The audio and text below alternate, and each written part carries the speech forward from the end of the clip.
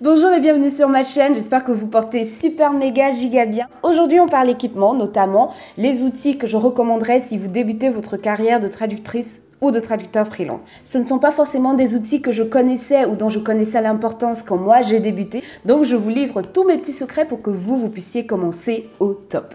Si vous tombez sur la première fois sur l'une de mes vidéos, bienvenue, je m'appelle Ariel, je suis traductrice allemand-anglais vers le français depuis plus de 10 ans. Je traduis tout ce qui est technique, marketing et technologie de l'information et sur cette chaîne, je vous parle de traduction, de mots, de livres et de tout ce qui tourne autour. Si c'est dans une thématique qui vous intéresse, je vous invite à vous abonner dès maintenant et à laisser des commentaires, participer parce que sur cette chaîne, on échange, on apprend les uns des autres et c'est comme ça qu'on avance. Pour cette vidéo, je vous ai préparé une liste de 10 choses essentielles pour moi quand vous débutez comme traducteur freelance. Numéro 1, un ordinateur portable. Alors pourquoi un portable plutôt qu'un ordinateur de bureau? Parce qu'un portable est portable. Vous allez pouvoir travailler de partout, de votre lit, de votre canapé, d'un bureau, d'un café, d'un espace de coworking.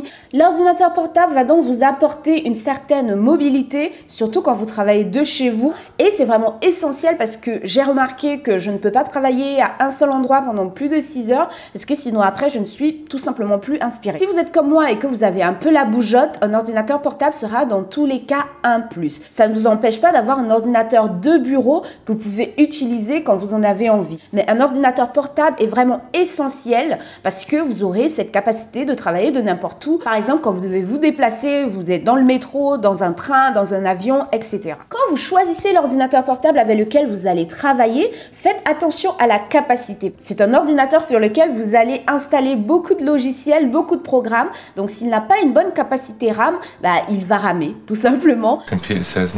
Il va planter à chaque fois où vous aurez 2 ou 3 programmes simultanément en exécution et ce n'est pas ce qu'on veut. Ce qu'on veut, c'est de pouvoir travailler vraiment de façon efficace sur son ordinateur sans être bloqué, sans avoir à attendre qu'il y ait un programme qui finisse d'être exécuté avant qu'un autre ne puisse continuer. Donc, optez pour une capacité RAM qui est vraiment suffisante pour votre activité. Et si vous travaillez avec un ordinateur sur lequel vous faites également des choses privées, veillez à bien sauvegarder tout ce qui concerne votre activité, par exemple sur un nuage. Toujours en ce qui concerne votre ordinateur portable ou de bureau, je vous conseille de prendre une assurance réparation. C'est quelque chose qui va vous sauver la peau. Je vous prends un exemple. Vous avez un projet à rendre le lendemain et votre ordinateur se renverse et se casse.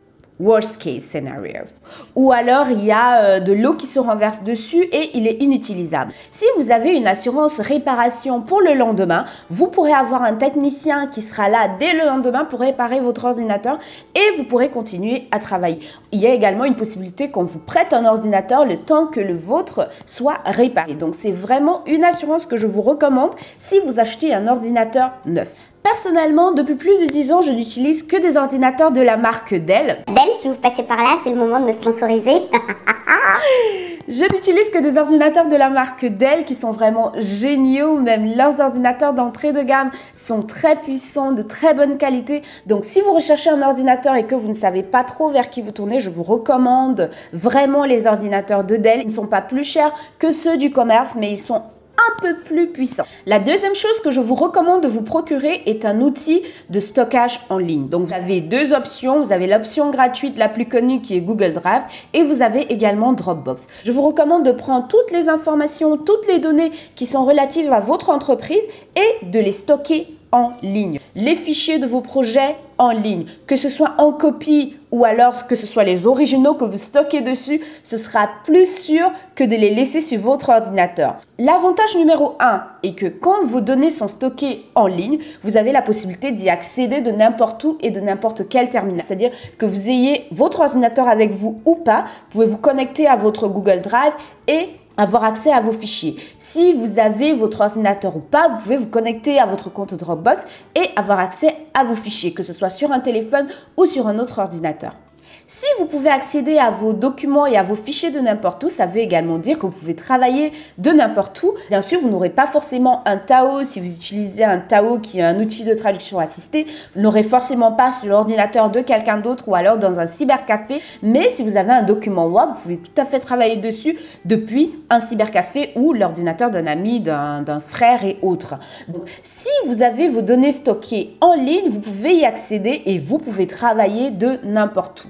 Le troisième avantage qui est pour moi le plus important quand vous avez vos données stockées en ligne, c'est que si jamais il arrive quelque chose à votre ordinateur, cassé ou alors volé, vous avez toujours accès à vos documents. Croyez-moi, il n'y a pas plus terrible que de se faire voler son ordinateur ou de le perdre ou alors de le casser et de ne plus avoir accès à ces documents. Imaginez 5 ans ou 4 ans de documents, de fichiers, d'informations que vous aurez stockés sur votre ordinateur qui vont disparaître tout d'un coup parce que vous ne les avez pas stockés en ligne. En matière de sécurité, aussi bien Dropbox que Google Drive vous donnent la possibilité de sécuriser vos données. Vous pouvez verrouiller des dossiers ou des fichiers, leur donner des mots de passe que vous allez partager avec les destinataires et vous n'avez donc pas tous vos documents qui sont comme ça à nu sur Internet. Vous avez la possibilité de les sécuriser. La troisième chose qui va être essentielle quand vous débutez votre activité de traducteur freelance est d'avoir une bonne connexion Internet. Et non, ce n'est pas évident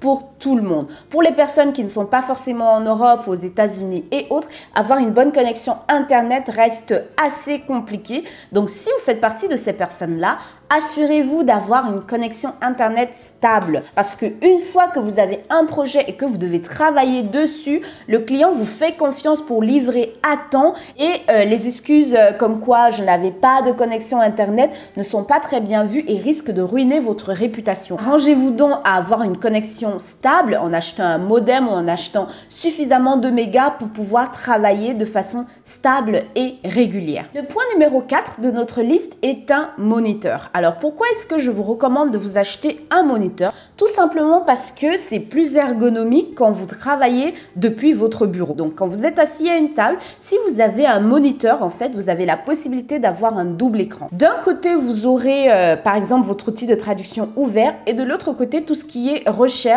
et peut-être un document source et autres. Certaines personnes vont même jusqu'à avoir 3 moniteurs, ce qui semble être très high-tech et matu vu, mais qui est également très utile parce qu'on peut avoir d'un côté le logiciel de traduction, de l'autre côté on a le document source, surtout quand on fait des traductions techniques, c'est très important parce que comme ça on peut voir le croquis ou le schéma de ce qu'on est en train de traduire et de l'autre côté on a tout ce qui est dictionnaire, recherche internet et tout le reste. Donc adaptez le nombre de moniteurs à vos besoins tout simplement, mais il faut en avoir au moins un. À la position numéro 5, je vous recommande de vous procurer des accessoires ergonomiques. J'ai par exemple ici un tapis de souris ergonomique qui me permet de reposer mon poignet. Donc mon poignet n'est pas tout le temps à plat et cela me permet d'éviter des tendinites qui sont très douloureuses. Votre poignet est surélevé et il est soulagé en fait quand vous travaillez. L'autre accessoire que je vous recommande est une souris ergonomique comme celle-ci, qui est également légèrement bombée, comme on peut le voir. Donc, quand je la tiens comme ça, ma main n'est pas plate et ça évite également que j'ai des douleurs au niveau du poignet. Toujours dans la même lancée, j'ai également cette souris ergonomique qui est filaire et qui est également vraiment géniale parce que sur les deux côtés, je peux la tenir comme ça et comme vous le voyez, mon pouce repose là et ma main est surlevée comme d'habitude, ce qui fait que je n'ai pas de douleur même si je travaille pendant 8 heures.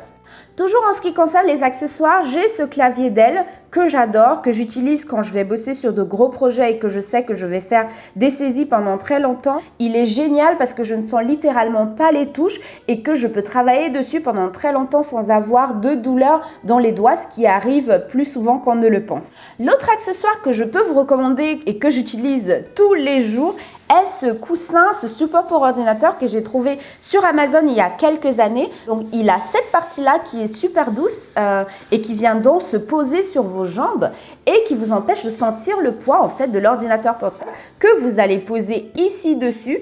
Et vous avez cette petite barrette que vous pouvez utiliser pour surélever l'ordinateur ou alors pour l'empêcher de glisser. Donc vous posez comme ça, vous posez votre ordi comme ça et comme ça, il ne glisse pas. Et cela empêche également que l'ordinateur ne surchauffe. Je pense que c'est mon accessoire préféré. Je l'utilise tout le temps. Le dernier accessoire de la série est ce support pour ordinateur portable que j'adore également. Je l'utilise pour légèrement surélever mon ordinateur quand je travaille dessus et que j'ai besoin qu'il soit légèrement en hauteur. Donc il est vraiment super. Ça empêche également que votre ordinateur ne surchauffe et ne se mette à ramer. Je vous laisse également le lien dans la barre d'infos. À la position numéro 6 de notre liste, on va retrouver un outil qui a littéralement changé ma vie et c'est un gestionnaire de fichiers. Alors un gestionnaire de fichiers est un logiciel que vous installez sur votre ordinateur et qui va vous permettre de gérer tous les fichiers qui sont installés dessus, même ceux qui sont dans le cloud, c'est-à-dire Google Drive ou Dropbox ou tout ce que vous avez installé sur votre ordinateur, vous avez tout ça sur une seule interface. Vous pouvez décompresser les fichiers, visualiser les fichiers, les renommer, jongler tous les fichiers que vous avez sur votre ordinateur depuis une seule fenêtre. Personnellement, j'utilise un logiciel Total Commander qui est gratuit et qui me permet en seulement quelques secondes de créer des chemins d'accès pour sauvegarder mes projets de Trados par exemple vers mon ordinateur ou alors de zipper des projets ou alors de les dézipper. Vraiment, il me permet de faire toutes ces manœuvres en quelques secondes, ce qui prend normalement un temps fou si vous passez par les commandes de votre ordinateur. Alors, Total Commander est sans hésitation l'outil informatique que j'utilise le plus tous les jours. Il est vraiment génial et c'est un outil que je recommande à tous les traducteurs, que vous débutiez ou pas. Prenez-vous un gestionnaire de projet, c'est pas obligé d'être Total Commander, vous pouvez trouver autre chose, mais c'est quelque chose qui va vraiment changer votre vie. J'en profite pour vous demander si vous utilisez un gestionnaire de projet et lequel vous utilisez. Peut-être que ça peut être intéressant pour les autres personnes qui vont regarder cette vidéo. N'hésitez pas à donner les noms dans les commentaires. Le point numéro 8 de cette liste concerne les dictionnaires. Alors, en fonction de votre domaine de spécialisation, vous aurez peut-être besoin d'avoir un dictionnaire pour débuter. Alors, il y a des dictionnaires qui sont commercialisés dans des librairies et autres, mais moi, les dictionnaires les plus intéressants que j'ai trouvés, notamment techniques, étaient en ligne, notamment via Google Books. Donc, Google Livres, vous pouvez y acheter des dictionnaires qui ont été scannés, en fait, et que vous avez à disposition et vous pouvez faire des recherches comme dans un dictionnaire normal. Donc, si vous cherchez des dictionnaires qui ont trait à vos spécialisations et que vous ne les trouvez pas forcément dans le commerce ou qu'ils sont hors de prix, comme c'est souvent le cas, je vous conseille de jeter un œil aux bibliothèques en ligne et aux librairies en ligne où je suis sûre que vous allez trouver la perle rare. Donc, achetez-vous un ou deux dictionnaires propres à votre spécialisation que vous aurez sur le côté au cas où vous avez des mots que vous n'arrivez pas à trouver. En plus de ces dictionnaires en ligne, vous avez bien sûr des bases de données terminologiques qui sont disponibles en ligne, par exemple IAT, qui est la base de données terminologique de l'Union européenne. Vous avez aussi des outils comme Lingui, qui n'est pas forcément un dictionnaire en tant que tel, ni une base de données, mais plutôt un mélange des deux, et qui vous permettent de trouver des correspondances dans une langue et dans l'autre. Personnellement, j'utilise beaucoup Lingui parce que j'ai travaillé chez Lingui et que je connais la technologie derrière l'outil et que je sais que c'est un moteur en fait qui va chercher des documents bilingues. Ce n'est donc pas un dictionnaire classique qui va vous mettre un mot et vous mettre la correspondance, mais bien un moteur qui met à disposition des documents bilingues à partir desquels vous allez trouver des correspondances. À la position numéro 10, je vous conseille d'avoir une adresse email pro. Je ne vous demande pas encore d'aller acheter un nom de domaine, mais même si vous avez une adresse Gmail, essayez de mettre votre nom dans nom prénom@gmail.com ou alors de mettre le nom de votre entreprise dans entreprise@gmail.com. Évitez les noms, les surnoms et autres pour votre adresse professionnelle et dès que vous en avez la possibilité, achetez un domaine et rattachez-y votre boîte email. Très important, c'est le premier indice qui montre que vous êtes vraiment un pro et c'est vraiment la première chose que le client va voir quand vous lui envoyez un mail. Donc, si vous lui envoyez un mail d'une adresse nounoursb@gmail.com, on est d'accord que ça ne va pas vraiment le faire. Et dès que vous avez la possibilité, achetez un nom de domaine par rapport à votre entreprise. Je peux vous recommander deux hébergeurs qui sont Strato, qui est basé en Allemagne, mais je pense que Strato est également présent en France, et OVH qu'on ne présente plus. J'ai acheté des domaines auprès de ces deux hébergeurs et tout se passe très bien. Avant de passer au dernier point de cette liste kilométrique, je tiens à souhaiter la bienvenue à tous mes nouveaux abonnés. On a dépassé les 50 abonnés, j'y crois pas. Et je suis trop contente, donc bienvenue à vous. Et vous, si vous n'êtes pas encore abonné, je vous invite à le faire dès maintenant. Tout ce que vous avez à faire, c'est de cliquer sur la cloche pour être informé de mes prochaines vidéos. Le point numéro 10 n'est pas un outil et n'est pas un logiciel, mais c'est quelque chose dont vous avez besoin quand vous débutez votre carrière et qui fait définitivement partie de l'équipement de base, c'est d'avoir un profil LinkedIn rempli.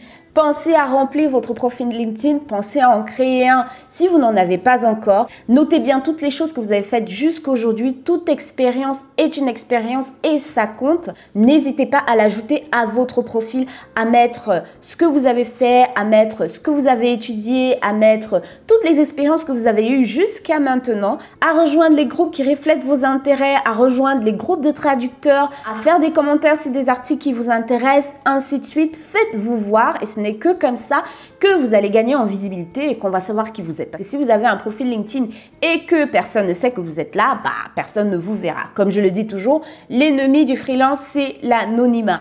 Voilà, j'ai tout dit, nous sommes arrivés au terme de cette vidéo. J'espère qu'elle a été utile. Dites-moi dans les commentaires s'il y a des choses que vous auriez ajoutées à cet équipement de base ou s'il y a des choses auxquelles vous n'auriez pas forcément pensé. J'aimerais vraiment savoir ce que vous en pensez. Donc dites-le moi dans les commentaires. Moi, je vous dis à très bientôt. Portez-vous super bien et à la prochaine. Au revoir.